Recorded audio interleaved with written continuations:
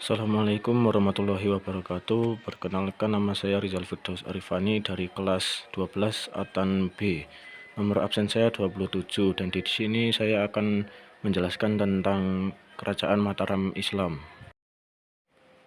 Kesultanan Mataram Islam atau Kesultanan Mataram adalah kerajaan Islam di Pulau Jawa yang berkuasa antara abad ke-16 hingga abad ke-18, di mana Kerajaan Mataram Islam berawal dari sebidang tanah di Pleret yang dihadiahkan Joko Tingkir kepada Ki Ageng Pemanahan atas jasanya membantu Pajang menumpas perlawanan area Penangsang.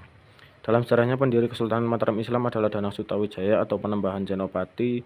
Dalam perkembangannya, Mataram akan menjadi kerajaan yang kuat dan makmur dengan wilayah yang luas. Namun akhirnya kerajaan itu akan terpecah belah akibat intervensi pihak asing.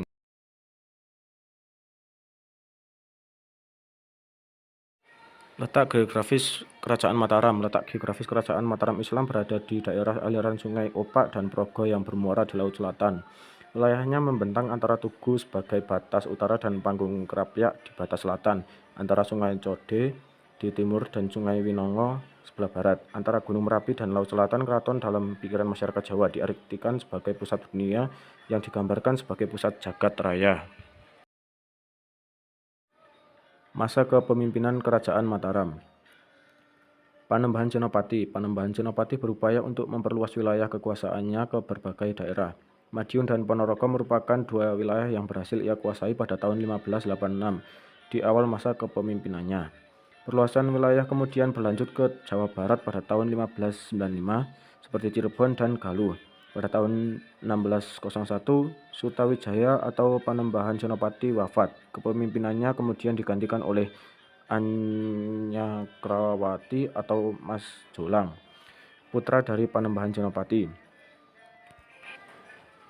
Anyakrawati dan Adipati Martapura. Anyakrawati dan Adipati Martapura di masa kepemimpinan Mas Jolang banyak kota-kota yang memberontak dan ingin memisahkan diri dari kerajaan Mataram. Beberapa kota yang melakukan pemberontakan untuk memisahkan diri adalah Ponorogo, Surabaya, dan Demak. Pemberontakan dilakukan terus-menerus, bahkan hingga Mas Jolang wafat pada tahun 1613. Kemudian kepemimpinan Kerajaan Mataram diserahkan kepada Adipati Martapura. Adipati Martapura memerintah Kerajaan Mataram dalam waktu yang singkat. Ia kemudian digantikan oleh Sultan Agung. Sultan Agung Hanyokrokusumo. Sultan Agung dikenal sebagai salah satu raja yang berhasil membawa Kerajaan Mataram Islam mencapai puncak kejayaan pada 1627, tepatnya setelah 14 tahun Sultan Agung memimpin Kerajaan Mataram Islam. Pada masa pemerintahan Sultan Agung, daerah pesisir seperti Surabaya dan Madura berhasil ditaklukkan. Pada kurun waktu 1613 sampai 1645, wilayah kekuasaan Mataram Islam meliputi Jawa Tengah, Jawa Timur, dan sebagian Jawa Barat.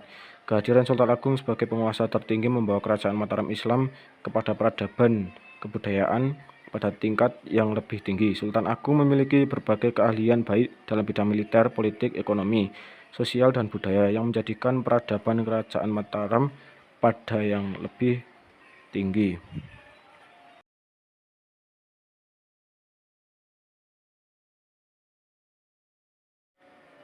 Campur tangan VOC di Kerajaan Mataram. Salah satu penyebab jatuhnya Kerajaan Mataram Islam adalah adanya campur tangan VOC di dalam kehidupan pemerintahannya. Intervensi VOC dimulai pada masa pemerintahan Amangkurat I 1645 sampai 1677, putra sekaligus pengganti Sultan Agung. Sejak saat itu, kondisi Mataram semakin tidak menentu dan mencapai puncaknya pada 1755 saat terjadi perjanjian Giyanti yang menyebabkan kerajaan harus dibagi menjadi Kasunanan Surakarta dan Kasultanan Yogyakarta. Masuknya pengaruh VOC. Sepeninggal Sultan Agung pada 1645, tahta Mataram Islam jatuh ke tangan Amangkurat I. Berbeda dengan sang ayah, yang sangat anti terhadap Belanda dan berhasil membawa Kerajaan Mataram Islam menuju puncak kejayaan. Amangkurat I dikenal sebagai raja yang kejam. Tidak hanya itu, Amangkurat I sangat lunak terhadap Belanda dan bahkan memilih bersekutu dengan VOC daripada meminta dukungan rakyatnya sendiri. Sejak awal pemerintahannya, Amangkurat I melakukan perjanjian dengan VOC yang hakikatnya Mataram harus mengakui kekuasaan politik VOC di Batavia. Setiap tahunnya VOC juga mengirimkan utusan ke Mataram yang pada akhirnya ikut campur urusan politik kerajaan. Selama Amangkurat I berkuasa, terjadi banyak pemberontakan. Salah satunya adalah pemberontakan yang dipimpin oleh Trunojoyo. Dalam pemberontakan itu, Amangkurat I meninggal dalam pelarian untuk meminta bantuan VOC.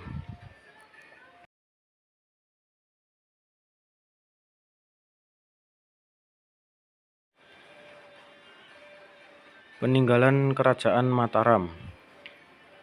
1. Ada Keraton Kesultanan Yogyakarta. 2. Komplek Makam Imogiri. 3. Masjid Agung Gede Kauman. 4. Keraton Kasunanan Surakarta. 5. Masjid Kota Gede. 6. Masjid Patok Negoro Ploso Kuning. Dan 7. Taman Sari. Sekian dari saya. Wassalamualaikum warahmatullahi wabarakatuh.